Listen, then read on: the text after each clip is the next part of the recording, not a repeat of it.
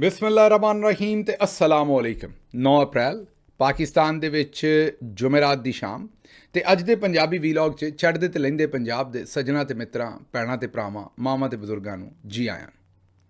ਸਭ ਤੋਂ ਪਹਿਲੇ ਆਸਿਮ ਮੁਨੀਰਜ਼ ਡਿਫੈਕਟੋ ਫਾਰਮ 47 ਮਿਲਟਰੀ ਰਾਜ ਡੇ 131। ਹੁਣ ਚੱਲਨੇ ਜ਼ਰਾ ਅੱਜ ਦੀਆਂ ਗੂੜੀਆਂ ਨਿੱਘੀਆਂ ਤੇ ਸੰਗੜੀਆਂ ਖਬਰਾਂ ਵਾਲੇ ਪਾਸੇ। ਤੇ ਜਿਹੜੀ ਪਹਿਲੀ ਖਬਰ ਤੁਹਾਡੇ ਸਾਹਮਣੇ ਰੱਖਣੀ ਹੈ ਉਹ ਤਲਾਗੰਗ ਤੋਂ ਰੱਖਣੀ ਹੈ। ਚੋਰੀਆਂ ਦੋ ਨੇ, ਇੱਕ ਵੱਡੇ ਚੋਰ ਨੇ ਤੇ ਇੱਕ ਨਿੱਕੇ ਚੋਰ ਨੇ। ਨਿੱਕਿਆਂ ਚੋਰਾਂ ਨਾਲ ਇਸ ਮੁਲਕ 'ਚ ਕੀ ਹੁੰਦਾ ਹੈ ਤੇ ਵੱਡਿਆਂ ਨਾਲ ਕੀ ਹੁੰਦਾ, ਇਹ ਤੁਹਾਨੂੰ ਦੋਵੇਂ ਗੱਲਾਂ ਦੱਸਣੀਆਂ ਨੇ ਤੇ ਤੁਹਾਨੂੰ ਆਪ ਸਮਝ ਆ ਜਾਏਗੀ ਕਿ ਮੁਲਕ ਅਸਲ ਦੇ ਵਿੱਚ ਬਣਿਆ ਕਿਹਦੇ ਆਸਤੇ। ਤਲਾਗੰਗ ਦੇ ਵਿੱਚ ਵੈਸੇ ਤੁਹਾਨੂੰ ਪਤਾ ਕਿ ਪਾਕਿਸਤਾਨੀ ਕੌਮ ਵੀ ਜਿੱਡੀ ਕਿ ਇਨੋਵੇਟਿਵ ਹੈ ਉਹ ਸ਼ਾਇਦ ਕੋਈ ਹੋਰ ਕੌਮ ਹੋਵੇ। ਹੁਣ ਜ਼ਰਾ ਹਿਸਾਬ ਲਾਉਣਾ ਕਿ ਤਲਾਗੰਗ ਦੇ ਵਿੱਚ ਹੋ ਕੀ ਰਿਹਾ। ਤਲਾਗੰਗ ਦੇ ਵਿੱਚ ਹੋਇਆ ਇਹ ਹੈ ਕਿ ਕੁਰਬਾਨੀ ਦੇ ਜਾਨਵਰਾਂ ਨੂੰ ਨਕਲੀ ਦੰਦ ਲਾ ਰਹੇ ਨੇ ਤੇ ਉੱਥੇ ਕਿਸੇ ਡੈਂਟਲ ਟੈਕਨੀਸ਼ੀਅਨ, ਕਿਸੇ ਡੈਂਟਿਸਟ ਦਾ ਕੋਈ ਮਤਲਬ ਤੁਸੀਂ ਕਹੋ ਕਿ ਉਹਦੀ ਹੈਲਪਿੰਗ ਸਟਾਫ ਜਿਹੜਾ ਡੈਂਟਲ ਟੈਕਨੀਸ਼ੀਅਨ ਜਿਹੜਾ ਉਹਨੇ ਜਨਾਬ ਇਹ ਕਾਰਨਾਮਾ ਅੰਜਾਮ ਦਿੱਤਾ ਹੈ। ਤੇ ਤੁਹਾਨੂੰ ਪਤਾ ਵੈਸੇ ਤਾਂ ਦੁਨੀਆ 'ਚ ਬੜੇ ਸਾਰੇ ਮੁਲਕ ਉੱਥੇ ਜਿਹੜੀ ਵੀ ਤੁਹਾਨੂੰ ਪਤਾ ਹੈ ਕਿ ਡੈਂਟਲ ਰਿਲੇਟਡ ਇੰਸ਼ੋਰੈਂਸ ਵੀ ਬੜੀ ਮਹਿੰਗੀ ਹੁੰਦੀ ਹੈ, ਉਹਦਾ ਟਰੀਟਮੈਂਟ ਵੀ ਮਹਿੰਗਾ ਹੈ। ਦੁਨੀਆ 'ਚ ਕਈ ਲੋਕ ਵਿਚਾਰੇ ਬੋੜੇ ਹੀ ਫਿਰਦੇ ਨੇ। ਬੋੜਾ ਹੁੰਦਾ ਹੈ, ਪੰਜਾਬੀ ਚਾਹੁੰਦੇ ਨੇ ਕਿਸੇ ਦਾ ਦੰਦ ਜਿਹੜਾ ਨਿਕਲਿਆ ਹੋਵੇ, ਦੰਦ ਦੀ ਜਗ੍ਹਾ ਖਾਲੀ ਹੋਵੇ ਤੇ ਉਹਨੂੰ ਬੋੜਾ ਆਖ ਦਿੰਦੇ ਨੇ। ਲੋਕੀ ਬੋੜੇ ਹੀ ਫਿਰਦੇ ਨੇ ਵਿਚਾਰੇ, ਦੰਦ ਨਹੀਂ ਲਵਾ ਸਕਦੇ। ਪਾਕਿਸਤਾਨ ਦੇ ਵਿੱਚ ਇਨੋਵੇਸ਼ਨ ਵੇਖੋ ਵੀ ਉਹਨਾਂ ਬੱਕਰਿਆਂ ਨੂੰ ਦੰਦ ਲਾਉਣੇ ਸ਼ੁਰੂ ਕਰ ਦਿੱਤੇ ਨੇ। ਅੱਛਾ, ਹੁਣ ਇਹ ਜਿਹੜੇ ਬੱਕਰਿਆਂ ਨੂੰ ਦੰਦ ਲਾਏ ਨੇ ਇਹਦੇ ਉੱਤੇ FIR ਦਰਜ ਹੋ ਗਈ ਹੈ। ਫਜ਼ਲ ਅब्बास ਵਲਦ ਆਸ਼ਿਕ ਹੁਸੈਨ, ਮੁਹੰਮਦ ਅਸਗਰ ਵਲਦ ਨਵਾਬ ਖਾਨ, ਅਲੀ ਰਜ਼ਾ ਵਲਦ ਜ਼ਫਰ ਇਕਬਾਲ, ਹਮਾਦ ਖਾਨ ਵਲਦ ਅਸਲਮ ਖਾਨ ਡੈਂਟਲ ਟੈਕਨੀਸ਼ੀਅਨ। ਇਹ ਅਸਲ ਬੰਦਾ ਹੈ ਜਿਹੜਾ ਰੂਏ ਰਵਾਂ ਹੈ ਇਸ ਸਾਰੀ ਗੱਲ ਦਾ। ਇਹ ਪੈਂਚ ਹੈ, ਇਹ ਫੀਲਡ ਮਾਰਸ਼ਲ ਹੈ ਇਸ ਕੰਮ ਦਾ, ਸਮਝਦੇ ਹੋ ਨਾ।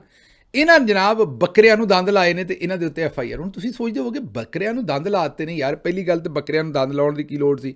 ਲੇਕਿਨ ਫਿਰ ਤੁਸੀਂ ਸੋਚਦੇ ਹੋਗੇ ਹੋ ਸਕਦਾ ਪੱਠਾ ਦੱਥਾ ਨਾ ਖਾ ਸਕਦੇ ਹੋਣ ਤੇ ਯਾਰ ਇਹ ਤਾਂ ਚੰਗਾ ਕੰਮ ਕੀਤਾ, ਬੱਕਰਿਆਂ ਨੂੰ ਦੰਦ ਲਾ ਦਿੱਤੇ ਨੇ, FIR ਕਿਉਂ?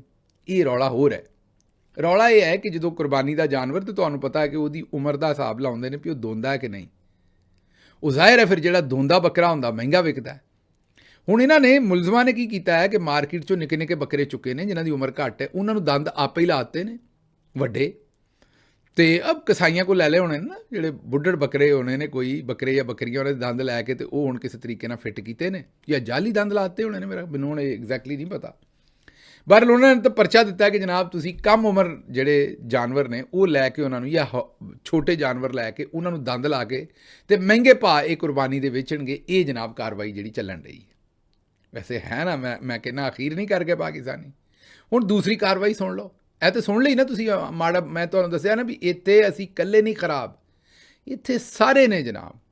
ਹਰ ਬੰਦਾ ਜਿੱਥੇ ਉਹਦਾ ਲੱਗਾ ਦਾ ਲਾਉਂਦਾ ਉਹ ਮੁੜਦਾ ਨਹੀਂ ਜੇ ਉਹਦਾ ਦਾ ਲੱਗ ਰਿਹਾ ਹੋਵੇ। ਅੱਗੇ ਚਲੋ, ਅਗਲੀ ਹੁਣ ਜ਼ਰਾ ਵੱਡੇ ਪੈਮਾਨੇ ਦੀ 1-2 ਨੰਬਰੀ ਹੈ। ਉਹ ਵੀ ਇੰਜੀ ਦੋਂਦੇ ਛਿੱਗੇ ਬਣਾ ਰਹੇ ਨੇ ਤੁਹਾਨੂੰ। ਉਹ ਹੈ ਸ਼ਹਿਬਾਜ਼ ਸ਼ਰੀਫ ਸਾਹਿਬ ਨੇ ਪੈਟਰੋਲ ਸਸਤਾ ਕਰਨ ਦੇ TV ਤੇ ਇਸ਼ਤਿਹਾਰਾਤ ਦਿੱਤੇ ਤੇ ਮਰੀਮ ਨਵਾਜ਼ ਸਾਹਿਬਾ ਨੇ ਕਿਹਾ ਕਿ ਮੈਂ ਪਿੱਛੇ ਕਿਸ ਤਰ੍ਹਾਂ ਰਹਿ ਸਕਦੀ ਹਾਂ।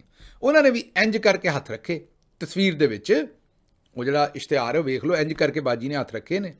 ਹੱਥ ਰੱਖੇ ਤੇ ਉਹਨਾਂ ਤਸਵੀਰ ਲਾ ਦਿੱਤੀ। ਉਹਨਾਂ ਨੇ ਤਸਵੀਰ ਲਾ ਦਿੱਤੀ ਮਤਲਬ ਕਿ ਉਹ ਤਸਵੀਰ ਲਾ ਕੇ ਤੇ ਉਹਨਾਂ ਇਸ਼ਤਿਹਾਰ ਕਰੋੜਾਂ ਰੁਪਈਆਂ ਦੇ ਉਹਨਾਂ ਨੇ ਇਸ਼ਤਿਹਾਰ ਜਿਹੜੇ ਨੇ ਉਹ ਦੇ ਛੱਡੇ ਨੇ। ਇਹ ਹੋ ਸਕਦਾ ਅਰਬਾਂ ਰੁਪਈਆ ਚਲਾ ਜਾਏ ਕੰਮ ਜਿੰਨੇ ਇਸ਼ਤਿਹਾਰ ਦੜਾ ਦੜ ਮਰੀਮ ਸਾਹਿਬਾ ਦੇ ਰਹੇ ਨੇ। ਅਸੀਂ ਜੇ ਇਸ ਵੇਲੇ ਮਾਰਕੀਟ ਤੋਂ ਪਤਾ ਕੀਤਾ, ਤੇਲ ਉੱਤੇ ਗਿਆ, ਤੇਲ ਥੋੜ੍ਹਾ ਜਿਹਾ ਉੱਤੇ ਗਿਆ ਤੇ ਇਹਨਾਂ ਨੇ ਕੀਮਤ ਵਧਾ ਦਿੱਤੀ। ਵਾਪਸ ਆਇਆ ਨਾ ਹੋਰ ਵਧਾ ਦਿੱਤੀ। ਉਹ ਇੱਕ ਅੱਧਾ ਦਿਨ ਉੱਤੇ ਗਿਆ ਸੀ, ਹੁਣ ਇਹਨਾਂ ਕੀਮਤ ਨਹੀਂ ਘਟਾਈ। ਪੂਰੀ ਦੁਨੀਆ ਦੇ ਵਿੱਚ ਤੇਲ ਜਿਹੜਾ ਵਾਪਸ ਹੋ ਗਿਆ ਬਹੁਤ ਸਸਤਾ, ਕੀਮਤ ਇਹ ਨਹੀਂ ਘਟਾ ਰਹੇ। ਇੱਕ ਤੇ ਵਧਾਉਣ ਲੱਗਿਆ ਇਹਨਾਂ ਇੰਤਜ਼ਾਰ ਨਹੀਂ ਸੀ ਕੀਤਾ, ਰਾਤੋਂ ਰਾਤ ਹੀ ਵਧਾ ਦਿੱਤੀ ਸੀ। ਹੁਣ ਇਹ ਥੱਲੇ ਨਹੀਂ ਕਰਨ ਡਏ, ਹਾਲਾਂਕਿ ਦੁਨੀਆ ਦੇ ਵਿੱਚ ਤੇਲ ਦੀਆਂ ਕੀਮਤਾਂ ਘਟ ਗਈਆਂ ਨੇ। ਦੂਜੇ ਪਾਸੇ ਜ਼ਰਾ ਇਹਨਾਂ ਦਾ ਕਾਰਨਾਮਾ ਚੈੱਕ ਕਰੋ ਕਿ ਦੂਜੇ ਪਾਸੇ ਕੀ ਕਰ ਰਹੇ ਨੇ ਕਿ ਇਸ਼ਤਿਹਾਰ ਤੇ ਦੇ ਦਿੱਤੇ ਨੇ, ਐਡ ਦੇ ਦਿੱਤੇ ਨੇ, ਲੇਕਿਨ ਅੱਜ ਦੇ ਦਿਨ ਤੱਕ ਕਿਸੇ ਬੰਦੇ ਨੂੰ ਇੱਕ ਧੇਲਾ ਇਹਨਾਂ ਨੇ ਉਹ ਜਿਹੜਾ ਦੇਣਾ ਹੈ ਨਾ ਰਿਲੀਫ ਪੈਕੇਜ, ਉਹਦਾ ਡਿਸਟਰੀਬਿਊਟ ਨਹੀਂ ਹੋਇਆ ਕਿਸੇ ਨੂੰ ਅਜੇ ਤੱਕ। ਮੰਨੋਗੇ ਗੱਲ ਨੂੰ? ਹੁਣ ਤੇਲ ਵੈਸੇ ਹੀ ਸਸਤਾ ਹੋ ਜਾਣਾ ਅਗਲੇ 2-4 ਦਿਨ ਤੇ ਫਿਰ ਦਿਲ ਕਰੇ ਕਹਿਣ ਵੀ ਹੁਣ ਦੇਣ ਦੀ ਲੋੜ ਹੀ ਨਹੀਂ ਪੈਸੇ। ਲੇਕਿਨ ਇਸ਼ਤਿਹਾਰ ਦੇ ਕੇ ਇਹਨਾਂ ਨੇ ਜਨਾਬ ਇੱਕ ਵਾਰੀ ਅਖਬਾਰਾਂ ਗਰਮ ਕਰ ਦਿੱਤੀਆਂ ਨੇ, ਤੱਤੀਆਂ ਕਰ ਦਿੱਤੀਆਂ ਨੇ ਹਰ ਸ਼ਾਇਦ ਉਹ ਮਰਾਵਤ। ਇੰਨੇ ਇਸ਼ਤਿਹਾਰ ਦਿੱਤੇ ਨੇ। ਹੁਣ ਫਰਾਡ ਤਲਾਕੰਗ ਵਾਲਾ ਵੱਡਾ ਹੈ ਜਾਂ ਇਹ ਵੱਡਾ ਹੈ, ਆਪ ਤੁਸੀਂ ਫੈਸਲਾ ਕਰ ਲਓ। ਬਸ ਤਲਾਕੰਗ ਵਾਲਿਆਂ ਦੇ ਉੱਤੇ ਦੇਤੀ FIR, ਉਹਨਾਂ ਨੂੰ ਨਾ ਮੁੰਨ ਕੇ ਰੱਖ ਦੇਣਾ। ਇਹ ਜਿਹੜੇ ਵੱਡੇ ਚੋਰ ਨੇ, ਇਹ ਸਾਹੂਕਾਰ ਜਿੰਨੇ ਨੇ, ਇਹ ਬੜੇ ਬੜੀਆਂ ਚੋਰੀਆਂ ਕਰਦੇ ਨੇ, ਇਹਨਾਂ ਨੂੰ ਕੋਈ ਪੁੱਛਣ ਵਾਲਾ ਹੈ ਨਹੀਂ, ਨਾ ਇਹਨਾਂ ਨੂੰ ਕਿਸੇ ਨੇ ਪੁੱਛਣਾ। ਅੱਜ ਖੈਰ 9 ਅਪ੍ਰੈਲ ਵੀ ਹੈ। ਅੱਜ ਦੇ ਦਿਨ ਇੱਕ ਹੋਰ ਡਾਕਾ ਵੱਡਾ ਮਾਰਿਆ ਸੀ, ਜਿਸ ਤਰੀਕੇ ਨਾਲ ਇਮਰਾਨ ਖਾਨ ਦੀ ਹਕੂਮਤ ਨੂੰ ਸੁੱਟਿਆ ਸੀ ਜਨਰਲ ਬਾਜਵਾ ਨੇ, ਮੰਡੀ ਲਾਈ ਸੀ ਜਿਸ ਤਰੀਕੇ ਨਾਲ ਸਿੰਧ ਹਾਊਸ ਦੇ ਵਿੱਚ, ਔਰ ਫਿਰ ਉਸ ਵੇਲੇ ਦੀ ਸੁਪਰੀਮ ਕੋਰਟ ਵੀ ਖਰੀਦੀ ਸੀ, ਉਹਨਾਂ ਨੇ ਵੀ ਝੂਠੇ ਫੈਸਲੇ ਦਿੱਤੇ ਸਨ, ਔਰ ਉਸ ਵੇਲੇ ਦਾ ਮੁਲਕ ਨੂੰ ਜਿਹੜਾ ਧੱਕਾ ਦਿੱਤਾ ਹੋਇਆ, ਉਹ ਤੁਹਾਡੇ ਸਾਹਮਣੇ ਅੱਜ ਕਿੱਥੋਂ ਤੱਕ ਪਹੁੰਚ ਗਿਆ ਕੰਮ, ਉਹ ਤੁਸੀਂ ਜਾਣਦੇ ਹੋ ਜਾਂ ਅਸੀਂ ਜਾਣਦੇ ਹਾਂ। ਅੱਛਾ ਜੀ, ਹੁਣ ਚੱਲਦੇ ਅਗਲੀ ਖਬਰ ਵਾਲੇ ਪਾਸੇ। ਫਾਈਨੈਂਸ਼ੀਅਲ ਟਾਈਮ ਨੇ ਤਾਂ ਖਬਰ ਦੇ ਦਿੱਤੀ ਸੀ ਕਿ ਉਹ ਜਿਹੜਾ ਸ਼ਹਿਬਾਜ਼ ਸ਼ਰੀਫ ਸਾਹਿਬ ਨੇ ਟਵੀਟ ਕੀਤਾ ਸੀ, ਉੱਤੇ ਡਰਾਫਟ ਲਿਖਿਆ ਸੀ, ਉਹ ਵਾਈਟ ਹਾਊਸ ਵਗੈਰਾ ਵੱਲੋਂ ਆਇਆ ਸੀ। ਹੁਣ ਰਹੀ ਸਹੀ ਕਸਰ ਜਿਹੜੀ ਹੈ, ਉਹ ਨਿਊਯਾਰਕ ਟਾਈਮਸ ਨੇ ਪੂਰੀ ਕਰ ਦਿੱਤੀ ਹੈ। ਵੱਡਾ ਤੇ ਤਗੜਾ ਅਖਬਾਰ ਹੈ ਅਮਰੀਕਾ ਦਾ, ਉਹਨਾਂ ਨੇ ਹੁਣ ਆਪਣੇ ਸੋਰਸਿਸ ਨਾਲ ਇਹ ਖਬਰ ਲਾਈ ਹੈ ਕਿ ਉਹ ਜਿਹੜਾ ਡਰਾਫਟ ਸੀ ਨਾ, ਉਹ ਵਾਈਟ ਹਾਊਸ ਦੇ ਵਿੱਚ ਫਿਰਦਾ ਫੁਰਦਾ ਰਿਹਾ ਹੈ। ਮੇਰੀ ਸਮਝ ਰਹੇ ਹੋ ਗੱਲ ਨੂੰ, ਕਿ ਉਹ ਵਾਈਟ ਹਾਊਸ 'ਚ ਫਿਰਨ ਡਿਆ ਸੀ ਉਹ ਡਰਾਫਟ ਲੋਕਾਂ ਦੇ ਕੋਲ, ਤੇ ਫਿਰ ਜਾ ਕੇ ਸ਼ਹਿਬਾਜ਼ ਸ਼ਰੀਫ ਸਾਹਿਬ ਨੇ ਉਹਨੂੰ ਟਵੀਟ ਕੀਤਾ। ਹੁਣ ਇੱਥੋਂ ਅਕਲ ਤੁਸੀਂ ਆਪੇ ਹੀ ਬਣਾ ਲਓ ਆਪਣੀ, ਵੀ ਉਹ ਵਾਈਟ ਹਾਊਸ 'ਚ ਕੀ ਕਰਨ ਡਿਆ ਸੀ ਸ਼ਹਿਬਾਜ਼ ਸ਼ਰੀਫ ਸਾਹਿਬ ਦੇ ਕੋਲੋਂ ਟਵੀਟ ਹੋਣ ਤੋਂ ਪਹਿਲੇ। ਇਹ ਹੁਣ ਨਿਊਯਾਰਕ ਟਾਈਮਸ ਨੇ ਸਟੋਰੀ ਕਰ ਦਿੱਤੀ ਹੈ। ਤਗੜਾ ਅਤੇ ਵੱਡਾ ਅਖਬਾਰ ਹੈ ਦੁਨੀਆ ਦਾ। ਇਹਦਾ ਮਤਲਬ ਇਹ ਹੈ ਕਿ ਭਾਈ ਹੁਣਾਂ ਨੇ ਬਸ, ਭਾਈ ਹੁਣੀ ਡਾਕੀਏ ਹੀ ਸੀ, ਜੋ ਉਹਨਾਂ ਨੂੰ ਆਖ ਦਿੱਤਾ ਉਹਨਾਂ ਲਿਖ ਦਿੱਤਾ। ਲੇਕਿਨ ਅਜ਼ਮਾ ਬੁਖਾਰੀ ਸਾਹਿਬਾ ਕਿਵੇਂ ਪਿੱਛੇ ਰਹਿ ਸਕਦੇ ਨੇ?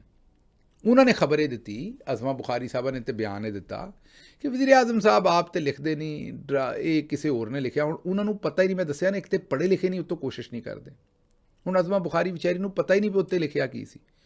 ਉਹਨਾਂ ਨੇ ਵੀਡੀਓ 'ਚ ਕੀ ਕਿਹਾ, ਜ਼ਰਾ ਸੁਣੋ। वो एक मैसेज है पीएम का। ज़ाहिर है पीएम अपना मैसेज खुद तो ड्राफ्ट नहीं करते ना, यकीनन टीम्स होती हैं जो अपना वो जो ड्राफ्ट करती हैं, फिर वो आज उस बात पे एक इशू है, ये ना जी ऊपर लिखा हुआ है forwarded it as received, forwarded it as received, ये इशू है हमारे मुल्क के अंदर। सुन लिया जो वो कहते ने फॉरवर्डेड एज रिसीव्ड। इत्थे तो फॉरवर्डेड एज रिसीव्ड का कोई चक्कर ही नहीं हैगा। इत्थे तो उत्ते ड्राफ्ट लिखिया सी कि पाकिस्तानी पीएम ने इनू पोस्ट करना है एक्स। ਹੁਣ ਅਜ਼ਮਾ ਬੁਖਾਰੀ ਨੇ ਵਿਚਾਰੀ ਨੇ ਨਾ ਮੇਰੇ ਖਿਆਲ ਟਵੀਟ ਵੇਖਿਆ, ਨਾ ਉਹਨੂੰ ਪਤਾ ਵੀ ਇਹਦੇ 'ਚ ਕੀ ਹੋਇਆ। ਲੇਕਿਨ ਉਹ ਕੂਣ ਤੋਂ ਚੁੱਪ ਨਹੀਂ ਰਹਿ ਸਕਦੀ। ਉਹ ਖਾਤੂਨ ਵੀ, ਉਹਨੇ ਵੀ ਹਰ ਕੰਮ ਦੇ ਵਿੱਚ ਛਾਲ ਮਾਰਨੀ। ਜਿਵੇਂ ਬਾਜੀ ਮਰੀਮ ਨੇ ਇਹ ਵੇਖਿਆ ਵੀ ਚਾਚੇ ਨੇ ਇਸ਼ਤਿਹਾਰ ਦਿੱਤੇ ਨੇ, ਤੇ ਮੈਂ ਪੈਸੇ ਦੇਵਾਂ ਨਾ ਦੇਵਾਂ, ਮੈਂ ਵੀ ਅਖਬਾਰਾਂ 'ਚ ਇਸ਼ਤਿਹਾਰ ਦੇਣੇ ਨੇ। ਹੁਣ ਗੌਰ ਕਰੋ, ਚਲੋ ਪਹਿਲੀ ਗੱਲ ਤੇ ਫਾਰਵਰਡਡ ਐਂਡ ਰਿਸੀਵਡ ਇੱਥੇ ਹੈ ਹੀ ਨਹੀਂ ਸੀ। ਅਜ਼ਮਾ ਸਾਹਿਬਾਂ ਨੂੰ ਪਤਾ ਹੀ ਨਹੀਂ। ਐਵੇਂ ਮੇਰਾ ਮਤਲਬ ਹੈ ਕਿ ਉਹ ਲੱਸੀ ਲੈਣ ਵਾਲੀਆਂ ਤਰ੍ਹਾਂ, ਉਹ ਜਿਹੜੀ ਲੱਸੀ ਲੈਣ ਵਾਲੀਆਂ ਤਰ੍ਹਾਂ ਦਾ ਮਤਲਬ ਹੈ ਕਿ ਜਦੋਂ ਕੋਈ ਬੱਚਾ ਬੱਚੀ ਕੋਈ ਵੀ ਕਿਸੇ ਦੇ ਘਰ ਲੱਸੀ ਲੈਣ ਜਾਵੇ ਤਾਂ ਉਹ ਇੱਕ ਮੁਹਾਵਰਾ ਹੈ ਵੀ ਲੱਸੀ ਲੈਣ ਵਾਲੀਆਂ ਤਰ੍ਹਾਂ ਹੱਸੀ ਜਾਂਦੀ ਹੈ। ਅਤੇ ਉਹੀ ਹਾਲ ਬਾਜੀ ਅਜ਼ਮਾ ਦਾ ਹੈ ਕਿ ਉਹ ਬਸ ਐਵੇਂ ਹੀ ਆਵਾਗਾਉਣੀ ਗੱਲਾਂ ਕਰੀ ਜਾਂਦੀ ਹੈ, ਹਾਲਾਂਕਿ ਗੱਲ ਇਹਦੇ ਵਿੱਚ ਹੈ ਕੋਈ, ਉਹਨੂੰ ਪਤਾ ਕੋਈ ਨਹੀਂ। ਨਸੀਮ ਸ਼ਾਹ ਨੇ ਵੀ ਇੱਕ ਟਵੀਟ ਹੀ ਕੀਤਾ ਸੀ। ਜੇ ਸ਼ਹਿਬਾਜ਼ ਸ਼ਰੀਫ ਸਾਹਿਬ ਲਈ ਟਵੀਟ ਕਰਨ ਵਾਲਾ ਜਿਹੜਾ ਵੀ ਬੰਦਾ, ਉਹਨੂੰ ਕੋਈ ਸਜ਼ਾ ਨਹੀਂ ਹੈ, ਸ਼ਹਿਬਾਜ਼ ਸ਼ਰੀਫ ਸਾਹਿਬ ਨੂੰ ਨਹੀਂ, ਜਿਨ੍ਹਾਂ ਨਿਊਯਾਰਕ ਟਾਈਮ ਤੱਕ ਪਾਕਿਸਤਾਨ ਨੂੰ ਵਿਜ਼ਿਟ ਕਰਵਾ ਦਿੱਤਾ ਹੈ, ਫਾਈਨੈਂਸ਼ੀਅਲ ਟਾਈਮਸ ਕਰਵਾ ਦਿੱਤਾ ਹੈ, ਪੂਰੀ ਦੁਨੀਆ ਪਾਕਿਸਤਾਨ ਦਾ ਜਿਹੜਾ ਉਹ ਤਮਸਖਰ ਉਡਾ ਰਹੀ ਹੈ, ਅਤੇ ਫਿਰ ਨਸੀਮ ਸ਼ਾਹ ਵਿਚਾਰੇ ਨੂੰ ਵੀ ਮਾਫ ਕਰ ਦੇਣਾ ਸੀ। ਉਹਨਾਂ ਵੀ ਤਾਂ ਇੰਨਾ ਹੀ ਕਿਹਾ ਸੀ ਵੀ ਇਹ ਮਲਕਾ ਥੋੜ੍ਹੀ ਹੈ, ਮਰੀਮ ਸਾਹਿਬਾ ਮਲਕਾ ਥੋੜ੍ਹੀ ਨੇ ਕਿ ਐਡਾ ਪ੍ਰੋਟੋਕੋਲ ਦੇ ਰਹੇ ਹੋ। ਤਾਂ ਉਹਨਾਂ ਨੂੰ ਤਾਂ ਆਖਿਆ ਜਨਾਬ, ਉਹ ਇੱਕ ਫੈਸਲ ਖੋਖਰ ਸਾਹਿਬ ਉਹ ਕਹਿੰਦੇ ਸਨ ਵੀ ਅਸੀਂ ਕ੍ਰਿਕਟ ਤੋਂ ਕੀ ਦੁਨੀਆ ਤੋਂ ਹੀ ਨਾ ਕਿਤੇ ਬਾਹਰ ਘੱਲ ਦਈਏ ਇਹਨਾਂ ਨੂੰ। ਉਹਨਾਂ ਕਿਹਾ ਕ੍ਰਿਕਟ ਤੋਂ ਹੀ ਅਸੀਂ ਬਾਹਰ ਘੱਲ ਦੇਣਾ ਇਹਨਾਂ ਨੂੰ, ਮਤਲਬ ਕ੍ਰਿਕਟ ਹੀ ਨਹੀਂ ਖੇਡ ਸਕਣਗੇ ਦੋਹਰੇ ਇਹੋ ਜਿਹਾ ਕੰਮ ਕੀਤਾ। ਅਤੇ ਉਹਨਾਂ ਨੂੰ ਫਿਰ ਕੱਢ ਵੀ ਦਿੱਤਾ ਟੀਮ ਦੇ ਵਿੱਚੋਂ। ਮਤਲਬ ਅਕਸਰ ਲੋਕ ਇਹੀ ਕਹਿੰਦੇ ਨੇ, ਉਹ ਵੈਸੇ ਤਾਂ ਕਹਿੰਦੇ ਨੇ ਜੀ ਉਹਨਾਂ ਦੀ ਫਿਟਨੈਸ ਠੀਕ ਨਹੀਂ, ਲੇਕਿਨ ਉਹਨਾਂ ਨੂੰ PSL 'ਚੋਂ ਫਾਰਿਗ ਹੀ ਕਰ ਦਿੱਤਾ। ਅੱਛਾ ਜੀ, ਅਗਲੀ ਖਬਰ ਜਿਹੜੀ ਹੈ, ਹੁਣ ਇਹ ਵੀ ਰੌਲਾ ਬਣ ਗਿਆ ਹੋਇਆ ਕਿ ਸ਼ਹਿਬਾਜ਼ ਸ਼ਰੀਫ ਸਾਹਿਬ ਨੇ ਜਿਹੜਾ ਟਵੀਟ ਕੀਤਾ ਸੀ ਕਿ ਲੈਬਨਾਨ ਵਿੱਚ ਸ਼ਾਮਿਲ ਹੈ, ਅਤੇ ਉਹ ਆਉਂਦੇ ਨੇ ਸ਼ਾਮਿਲ ਨਹੀਂ। ਅਮਰੀਕੀ ਸਦਰ ਵੀ ਕਹਿੰਦਾ ਸ਼ਾਮਿਲ ਨਹੀਂ, ਅਤੇ ਅਮਰੀਕੀ ਨਾਇਬ ਸਦਰ ਵੀ ਕਹਿੰਦਾ ਸ਼ਾਮਿਲ ਨਹੀਂ। ਇਸ ਸੂਰਤ ਹਾਲ ਦੇ ਵਿੱਚ ਹੁਣ ਇਹਨਾਂ ਨੇ, ਕਿਉਂਕਿ ਉਹ ਇਰਾਕ ਵਾਲੇ ਕਹਿੰਦੇ ਨੇ ਕਿ ਸ਼ਾਮਿਲ, ਆਪਣਾ ਈਰਾਨ ਵਾਲੇ ਕਹਿੰਦੇ ਨੇ ਕਿ ਸ਼ਾਮਿਲ ਹੈ, ਈਰਾਨ ਵਾਲੇ ਕਹਿੰਦੇ ਨੇ ਕਿ ਲੈਬਨਾਨ ਵੀ ਸ਼ਾਮਿਲ ਹੈ, ਔਰ ਅਸੀਂ ਲੈਬਨਾਨ ਨੂੰ ਇਕੱਲਾ ਨਹੀਂ ਛੱਡਣਾ, ਈਰਾਨ ਕਹਿੰਦਾ ਹੈ। ਅਸੀਂ ਉਹਨਾਂ ਨੂੰ ਇਸ ਬੰਬਾਰੀ ਦੇ ਸਿਸਟਮ 'ਚ ਨਹੀਂ ਛੱਡ ਸਕਦੇ। ਲੈਬਨਾਨ ਦੇ ਵਿੱਚ 254 ਅਫਰਾਦ ਜਿਹੜੇ ਨੇ ਉਹ ਜਾਂਬਾਕ ਹੋ ਗਏ ਨੇ ਇਸਰਾਈਲ ਦੇ ਜਿਹੜੇ ਹਮਲੇ ਨੇ, ਕਿਉਂਕਿ ਬਹੁਤ ਹੀ ਸ਼ਦੀਦ ਹਮਲੇ ਕੀਤੇ ਨੇ, ਔਰ ਸ਼ਾਇਦ ਇਸਰਾਈਲ ਖੁਦ ਵੀ ਕਹਿੰਦਾ ਹੈ ਕਿ ਹੁਣ ਤੱਕ ਦੇ ਸਭ ਤੋਂ ਸਖਤ ਹਮਲੇ ਉੱਥੇ ਕੀਤੇ ਨੇ। ਹੁਣ ਇਹ ਇੱਕ ਨਵਾਂ ਕੰਮ ਹੈ। ਹੁਣ ਕੋਈ ਤਗੜਾ ਮੁਲਕ ਇਹਦੇ ਵਿੱਚ ਹੁੰਦਾ ਤਾਂ ਜ਼ਾਹਿਰ ਹੈ ਉਹ ਮਾਮਲਾ ਕਿਸੇ ਤਰੀਕੇ ਨਾਲ ਰੁਕਵਾਉਂਦਾ, ਲੇਕਿਨ ਇੱਥੇ ਤਾਂ ਹੁਣ ਜਿਹੜਾ ਉਹ ਮੁਸ਼ਕਿਲ ਹੀ ਇਹ ਕੰਮ, ਮੈਂ ਇਹੀ ਕਹਿ ਸਕਦਾ। ਅੱਛਾ ਜੀ, ਫਿਰ ਨਵਾਜ਼ ਸ਼ਰੀਫ ਕੈਂਸਰ ਹਸਪਤਾਲ ਲਾਹੌਰ ਦੇ ਵਿੱਚ 74 ਅਰਬ ਰੁਪਏ ਦਾ ਮੈਗਾ ਮਨਸੂਬਾ ਹੈ। ਉਹਦੇ ਵਿੱਚ ਹੁਣ ਹਸਨ ਰਜ਼ਾ ਦੁਨੀਆ ਨਿਊਜ਼ ਲਈ ਰਿਪੋਰਟ ਕਰ ਰਹੇ ਨੇ ਕਿ ਲੰਮੀ ਚੌੜੀ ਕਰਪਸ਼ਨ ਉਹਦੇ ਵਿੱਚ ਜਿਹੜੀ ਉਹ ਸਾਹਮਣੇ ਆਈ ਹੈ। ਲੰਮੀ ਚੌੜੀ ਕਰਪਸ਼ਨ ਉਹਦੇ ਵਿੱਚ ਸਾਹਮਣੇ ਆਈ। ਹੁਣ ਇਹਦੇ ਉੱਤੇ ਵੀ ਜ਼ਰਾ ਥੋੜ੍ਹੀ ਜਿਹੀ ਰੋਸ਼ਨੀ ਪਾਉਣੀ ਪੈਣੀ ਹੈ ਆਉਣ ਵਾਲੇ ਦਿਨਾਂ ਦੇ ਵਿੱਚ। ਇਸ ਰਿਪੋਰਟ ਨੂੰ ਚੰਗੀ ਤਰ੍ਹਾਂ ਪੜ੍ਹਾਂਗੇ ਕਿਉਂਕਿ ਇਹ ਤਾਂ ਹੁਣ ਲੰਮਾ ਕੰਮ ਹੈ ਕਰਪਸ਼ਨ ਦਾ। ਕਹਿ ਰਹੇ ਨੇ ਕਿ ਉਹਦੇ ਠੇਕੇ ਜਿਹੜੇ ਦਿੱਤੇ ਨੇ, ਜਿਹੜੇ ਉਹਦਾ ਪੂਰੇ ਦਾ ਪੂਰਾ ਸਿਸਟਮ ਹੈ, ਉਹਦੇ ਵਿੱਚ ਲੰਮੀ ਚੌੜੀ ਉਸ ਹਸਪਤਾਲ ਨੂੰ ਬਣਾਉਣ 'ਚ ਦੂਸਰੇ ਕੰਮਾਂ ਦੇ ਵਿੱਚ ਜਿਹੜੀ ਹੈ ਉਹ ਸ਼ਦੀਦ ਕਰਪਸ਼ਨ ਜਿਹੜੀ ਹੈ ਉਹ ਇਨਵੋਲਵ ਹੋ ਗਈ ਹੈ। ਲਓ ਜੀ, ਤਗੜੇ ਹੋ ਜਾਓ। ਬਿਜਲੀ ਫੇਰ ਮਹਿੰਗੀ ਹੋ ਰਹੀ ਜੇ। ਬਿਜਲੀ ਫੀ ਯੂਨਿਟ 1 ਰੁਪਈਆ ਤੇ 42 ਪੈਸੇ ਮਹਿੰਗੀ ਹੋਣ ਲੱਗੀ ਹੈ। National electric power regulatory authority NEPRA ਨੇ ਬਿਜਲੀ ਮਹਿੰਗੀ ਹੋਣ ਦਾ ਜਿਹੜਾ ਉਹ ਨੋਟੀਫਿਕੇਸ਼ਨ ਜਾਰੀ ਕਰ ਦਿੱਤਾ ਹੈ। ਅਤੇ ਜਨਵਰੀ 'ਚ ਵੀ 1 ਰੁਪਈਆ ਤੇ 63 ਪੈਸੇ ਬਿਜਲੀ ਜਿਹੜੀ ਮਹਿੰਗੀ ਕੀਤੀ ਸੀ, ਅਤੇ ਹੁਣ 1 ਰੁਪਈਆ ਤੇ 42 ਪੈਸੇ ਬਿਜਲੀ ਜਿਹੜੀ ਹੈ ਫੀ ਯੂਨਿਟ ਫਿਰ ਮਹਿੰਗੀ ਕਰ ਦਿੱਤੀ ਹੈ। ਬਸ ਤਗੜੇ ਰਹੋ ਤੁਸੀਂ।